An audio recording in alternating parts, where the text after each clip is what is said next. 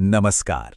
आज के इस विश्लेषण में हम बात करने वाले हैं नेपाली सिनेमा की एक ऐतिहासिक और award winning film elephants in the fog की। एक ऐसी कहानी जिसने ना सिर्फ अपना इतिहास रचा है बल्कि अपने असाधारण नजरिए से सबका ध्यान खींचा है।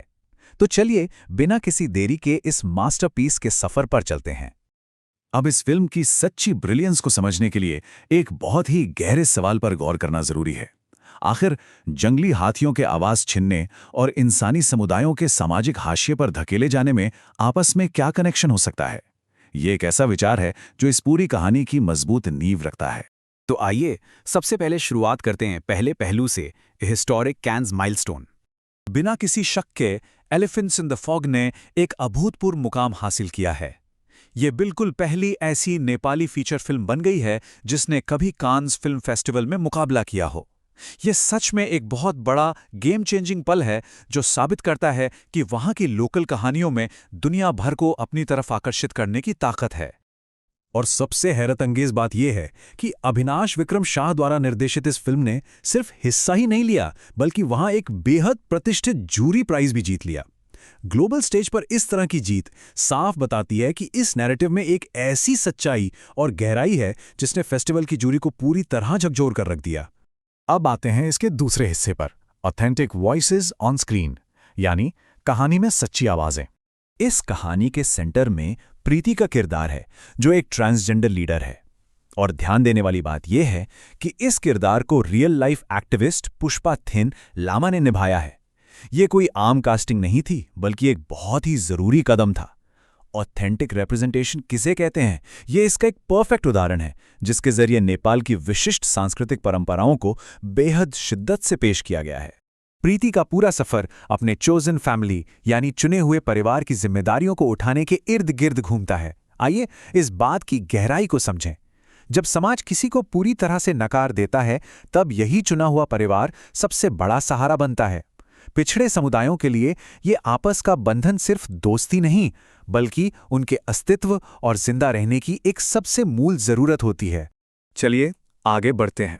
द एलिफेंट मेटाफोर, एक ऐसी तुलना जो इस कहानी की असली जान है। फिल्म में एक बहुत ही ब्रिलियंट और दिल छू लेने वाली तुलना की गई है। एक तरफ हम देखते हैं उस ट्रांसजेंडर समुदाय को जो लगातार सामाजिक हाशिए पर धकेले जाने के खिलाफ लड़ रहा है, और ठीक दूसरी तरफ हम देखते हैं जंगली हाथियों को जो लगातार बढ़ते अतिक्रमण की वजह से अपने ही प्राकृतिक घर खो रहे हैं। अलग अलग हालात, लेकिन हालात बिल्कुल एक जैसे। और ये बेहतरीन तुलना कहानी को सिर्फ एक कथा नहीं रहने देती बल्कि इसको सर्वाइवल इन द मार्जिन्स की एक असाधारण दास्तान में बदल देती है। दोनों ही ऐसी ताकतों के खिलाफ जिंदा रहने की कोशिश कर रहे हैं जो लगातार उन्हें इस दुनिया से मिटाने या बेघर करने पर तुली हैं। एक सच्ची अस्तित्व की लड़ाई।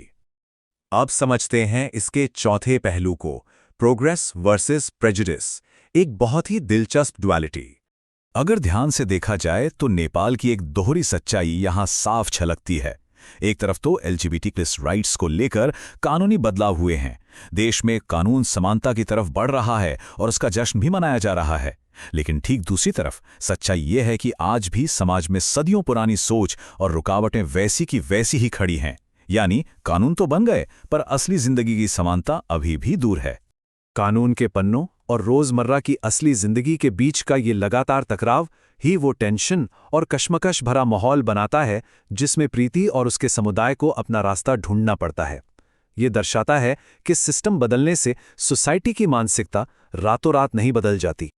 और आखिर में आते हैं आखिरी हिस्से पर, द यूनिवर्सल स्ट्रगल। ये फिल्म इंसान और वन्य जीव के टकराव का एक अत्यंत संवेदनशील चित्र पेश करती है। लेकिन देखा जाए तो बात सिर्फ यहां तक सीमित नहीं है। यह एक्सेप्टेंस यानी स्वीकृति पाने के उस यूनिवर्सल ह्यूमन स्ट्रगल के बारे में है जो हर किसी से जुड़ा है। यह बताती है कि कैसे सिस्टम द्वारा बाहर किया जाना एक इंसान के जिंदा रहने के व्यक्तिगत संघर्ष से सीधा जुड़ जाता है। तो इस विश्लेषण को खत्म करने से पहले एक विचार जिस पर गहराई से गौर करना बनता है।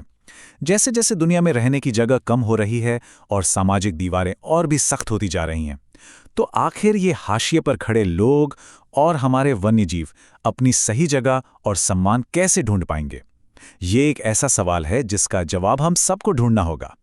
इस चर्चा में जुड़ने के लिए धन्यवाद।